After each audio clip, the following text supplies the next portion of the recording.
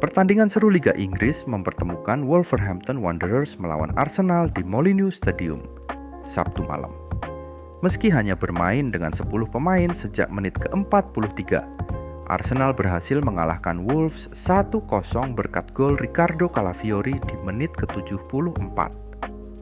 Kartu merah menjadi warna pertandingan ini. Arsenal kehilangan Miles Lewis Kelly di babak pertama. Sementara Wolves harus bermain dengan 10 pemain juga setelah Joao Gomes diusir wasit di menit ke-70. Hasil ini memantapkan Arsenal di posisi kedua klasemen dengan 47 poin, hanya terpaut 6 poin dari Liverpool yang berada di puncak. Tulis prediksi kalian, apakah Arsenal mampu menyaingi Liverpool dalam perebutan gelar? Tonton highlight lengkapnya di link bio, dan jangan lupa berikan komentar.